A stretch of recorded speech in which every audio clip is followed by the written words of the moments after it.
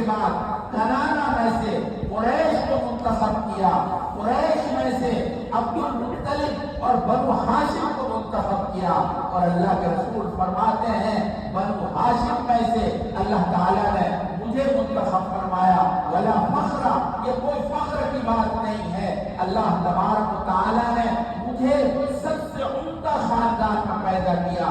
قریش مکے کے سب سے اعلیٰ اور اعلیٰ خاندان ہے، آپ سے بڑھ کر قریش سے بڑھ کر کوئی خاندان شمار نہیں ہوتا تھا۔ اللہ تبارک و تعالیٰ نے آپ کو الفا خاندان میں پیدا کیا، آپ کے اخلاق، آپ کے کردار پورے مکے کے اندر معروف تھے۔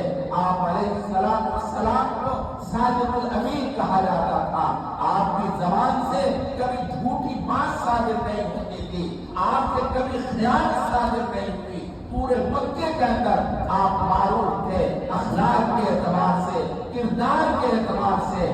آپ علیہ السلام نے فرمایا میرے اخلاق روشن ہے، میرے کردار روشن ہے، میری زندگی روشن ہے۔ آپ علیہ السلام نے ایک ایک چیز بیان فرمائی ہے، میرا خاندان کتنا اونچا ہے، میرا کردار اور اخلاق کتنا اونچے ہیں۔ نبی کا کردار چھپا ہوا نہیں رہتا، نبی اچانک نمودار نہیں ہوتے۔ آپ بول گئے مرزا غلام احمد قادیانی، یہ شکیل بن حنیف اچانک نمودار نہیں ہے، نبی پاک صلی اللہ علیہ وسلم کے جیسے کردار واضح ہیں، خاندان واضح ہے، آپ کی ساری چیزیں واضح ہے۔ شکیل بن حنیف کا حال یہ ہے کہ یہ عجیب و غریب قسم کا ایک معمہ ہے اور عجیب و غریب قسم کی شخصیت ہے۔ یہ پہلے تو کالج میں پڑھتے ہیں اور کالج سے اچانک غائب ہو جاتے ہیں، 4 ماہ تک غائب رہتے ہیں، اور پھر اس کے بعد کہتے ہیں اللہ تبارک و تعالیٰ نے مجھے خاص قسم کا الہام کیا ہے، خاص قسم کی بات کا علم کیا ہے۔ شکیل بن حنیف سے میری خود ظاہری ملاقات ہے۔ شکیل بن حنیف عجیب غریب قسم کا انسان ہے، میری ملاقات آج سے بہت پہلے رانچی میں ایک پروگرام میں گیا تھا، اور اس پروگرام کے اندر وہ بندہ موجود تھا، مگر اس وقت تک وہ اتنا مشہور نہیں تھا، آج سے تقریباً 15-20 سال پہلے کی بات ہے، اتنا معروف نہیں تھا، چھپا چھپا تھا، لیکن ہم جانتے تھے۔ ملاقات ہوئی اور منتظم صاحب نے بتایا یہ شکیل بن حنیف صاحب ہے، میں نے کہا بہت اچھا۔ خیر، شکیل بن حنیف کے بارے میں بتایا تو میں نے مدرسے والے سے کہا تمہارا دماغ خراب ہے، تم نے کس کو بلایا؟ تمہیں پتا ہے تمہارا مدرسہ کل بیٹھ جائے گا، تم نے ایسے شخص کو بلایا جو ہمارے دین کے خلاف ہے، مدرسے کے خلاف ہے، ہمارے مذہب کے خلاف ہے۔ تو آپ کیا کریں گے؟ نوجوان پیچھے پڑ گئے اور انہوں نے بنایا۔ میں بتانا چاہتا ہوں، آپ ذرا غور سے سنیے، دیکھو یہ شخص صرف دعوے نہیں کرتا، ان کے پاس تسخیر کا عمل ہے۔ آپ کی مجلس میں بیٹھیں گے آپ مسخر ہو جائیں گے، ایسا عام آدمی نہیں ہے، وہ عجیب غریب قسم کا انسان ہے، اور وہ شخص سنت کے مطابق سارے عمل کرتا ہے، ایک عمل سنت کے خلاف نہیں ہوتا، عجیب غریب قسم کی صورت ہے، سر کا پیر سنت میں ڈوبا ہوا ہے، اور وہ یہی کہتا ہے کہ اللہ کے رسول صلی اللہ علیہ وسلم کی سنت کی ترویج کا ہمیں حکم ہے۔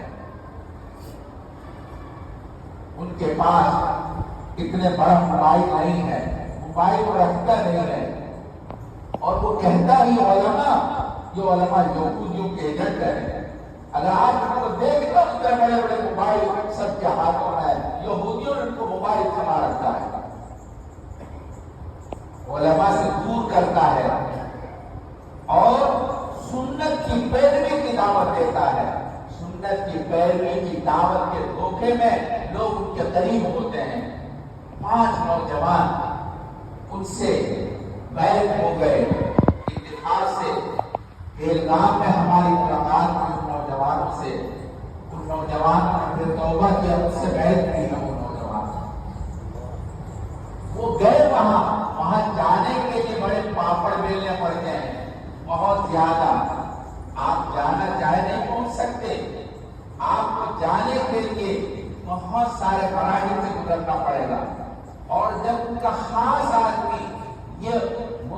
کرے گا یہ آدمی جانے کے لائق ہے، ان کو وہاں بھیجا جاتا ہے۔ اورنگ آباد کے قریب جو جگہ ہے وہاں پر مفتی نے پوری بستی بسا رکھی ہے، ایک شہر بسا رکھا ہے، وہاں پر شکیل بن حنیف رہتا ہے۔ اورنگ آباد میں وفد جو پہنچتا اس سے ملنے کے لیے وہاں گاڑیاں کھڑی رہتی ہیں اور ان کے گاڑیوں موجود رہتے ہیں، وہ گاڑیاں کو وہاں تک لے جاتی ہے اور پھر شکیل بن حنیف سے ہر وقت نہیں ملاقات ہوتی، 24 گھنٹے میں ایک وقت ملاقات ہوتی ہے، اور ملاقات کا مطلب یہ ہے وہ آتا ہے، بیان کرتا ہے، بیان کے بعد آپ بیان سے سن سکتے ہیں، اس سے زیادہ سوالات کرنے کی اجازت بھی نہیں ہے۔ الغرض ایک لمبی تفصیل ہے، میں تو یہ کہنا چاہتا ہوں نبی پاک صلی اللہ علیہ وسلم کا کردار ہر طرح بات ہے۔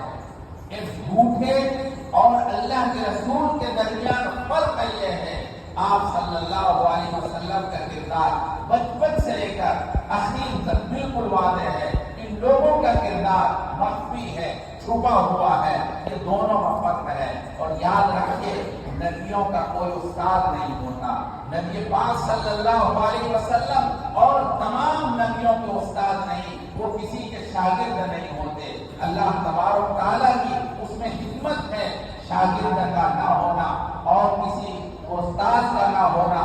اللہ تبارک و تعالیٰ نے نبیوں کو امی پیدا کیا ہے، چنانچہ قرآن کریم میں آپ علیہ الصلوۃ والسلام کے لیے جگہ جگہ اللہ تبارک و تعالیٰ نے فرمایا الذین یتبعون الرسول النبی الأمی، یہ سورہ آل عمران کے اندر ہے۔ ایک جگہ اللہ نے فرمایا وآمنوا باللہ ورسولہ النبی الأمی، آپ صلی اللہ علیہ وسلم کے حوالے سے فرمایا کہ لوگوں اپنے اللہ پر ایمان لاؤ اور اللہ کے رسول نبی امی پر ایمان لاؤ۔ آپ علیہ السلام نے صراحتاً فرمایا میں امی ہوں، ما انا بقاری، میں پڑھا ہوا نہیں ہوں۔ آپ علیہ السلام کے بارے میں الذین یتبعون رسول النبی الأمی، رسول نبی امی کی پیروی کرو۔ آپ صلی اللہ علیہ وسلم کے بارے میں فرمایا هو الذی بعث فی الأمیین رسولا منہم، آپ امیوں میں بھیجا گیا، انہی میں سے یعنی امیوں میں سے آپ ایک امی ہیں، آپ کے کوئی استاد نہیں ہے۔ مرزا غلام احمد قادیانی کے خود وہ لکھتے ہیں میرا پہلا استاد فضل احمد ہے، دوسرا استاد محمد فضل ہے، 18 سال کے بعد گل محمد ہے۔ اس طرح سے خود اپنے استاد کی صراحت کرتے ہیں۔ اس کا مطلب یہ ہے یہ لوگ نبی کبھی نہیں ہو سکتے۔ مرزا غلام احمد قادیانی اور یہ جو شکیل بن حنیف ہے انہی کے نقش قدم پر ہے۔ پہلے مرزا غلام احمد قادیانی نے اپنے آپ کو ایسے ہی مہدی کہا، پھر عیسیٰ کہا، پھر پتہ نہیں کیا کہا، عورت کہا، مرد کہا، ڈھیر سارے ان کے اقوال ہیں۔ الغرض انہوں نے بہت ساری باتیں کہی ہیں۔ اب یہ شکیل بن حنیف کیونکہ دھیرے دھیرے آگے بڑھ رہا ہے اور ان کے ماننے والے تصویر کی وجہ سے ان کے ایسے معتقد ہوتے ہیں، ایسا نہیں ہے آپ ان کو قتل کر دیں مگر اس کے پیروکار سے پیچھے نہیں ہٹ سکتا، ایسا پختہ ان کا عقیدہ بنایا جاتا ہے۔ اور مالی اعتبار سے جگہ جگہ ان کے شاپ کھلے ہوئے ہیں، دکانیں کھلی ہوئی ہیں۔ اگر کوئی بندہ قاضی بن جاتا ہے شکیل بن حنیف کا آدمی، ان کو وہاں